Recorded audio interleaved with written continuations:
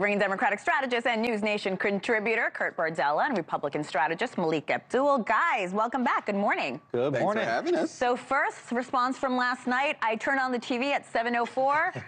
The former president already making his victory speech pretty early on. Kurt, your thoughts? Well, the thing I was interested in, and we talked about this yesterday, was what number was Haley going to get to? I think that the fact that she's at basically 40%, more or less, that's kind of been her sweet spot. We saw that in the last primary as well. Listen, 4 in 10 primary voters are preferring somebody else. And I think if I'm a Republican, what concerns me is I remember back in 1992 when Pat Buchanan got 30% in South Carolina against George H.W. Bush. That was the thought of like, wow, that's a vulnerable number for H.W. going into the general. You look at the exit polls from last night, we're looking at more than half of Nikki Haley voters say they won't vote for Donald Trump under any scenario. That's really concerning if you're looking ahead to the general election. Like, you're a Republican strategist.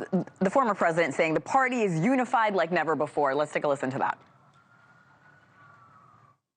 There's never been a spirit like this, and I just want to say that I have never seen the Republican Party so unified as it is right now.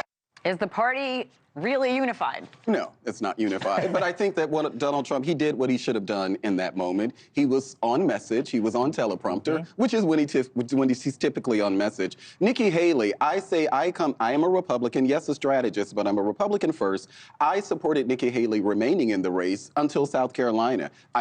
Against a lot of pushback, a lot of criticism. How could you support her? I supported her then, but as a Republican voter, I need an explanation from Nikki Haley of what's the plan here. Staying in the race to just say, well, maybe. In 2008 with Hillary Clinton, she was jockeying for a position within the Obama administration. Right. She ended up getting the Secretary of State position. Nikki Haley is not articulating any Bernie Sanders-like position that she wants the party to take. She's just in the race. And so as a Republican voter, I'm beginning to be disappointed in Nikki Haley because it's one thing to say that I have a path forward, but she doesn't have a path forward. And it seems like she's fueling a lot of the anti-Trump resentment, but that doesn't appeal to me as a Republican voter. She did get 40% of the vote. That's no small number. Do you think the Trump campaign is worried behind the scenes about this, especially considering a lot of her voters could now go to Biden because, to Malik's point, they just don't want to vote for Trump? I mean, they need to be very careful, I think, about what their rhetoric is going forward. You know, Malik is right. It was really on point and on message. Trump did not go down that rabbit hole of attacking Nikki Haley last night, as we've seen him do before.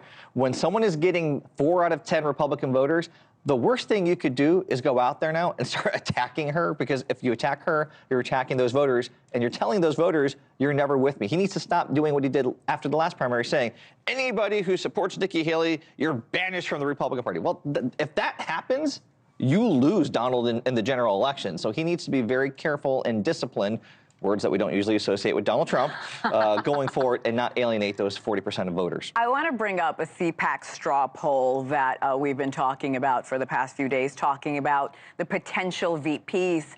Tim Scott, Vivek Ramaswamy, there's so many names coming in. We'll pull that up in a minute. Your thoughts on a possible VP pick here, especially after CPAC? Tim Scott. In fact, Tim Scott is my preferred president. There was no hesitation there. No, Tim Scott, I've said it many times before, it's much to the chagrin of a lot of people. If I had my choice, Tim Scott would be the nominee. Outside of that, I am perfectly fine with Tim Scott being the vice presidential candidate, the nominee.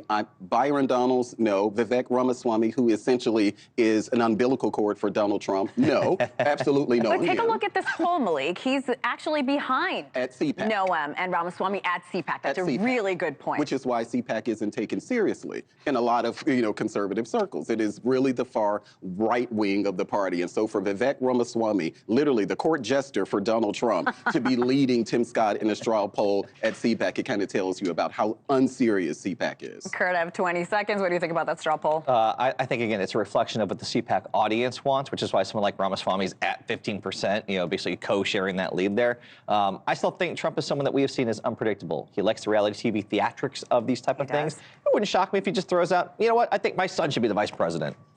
Well, we are going to talk about the RNC chair in this show, so we will talk about what he likes and doesn't. Kurt and Malik, don't go too far, gentlemen. Thank you so much.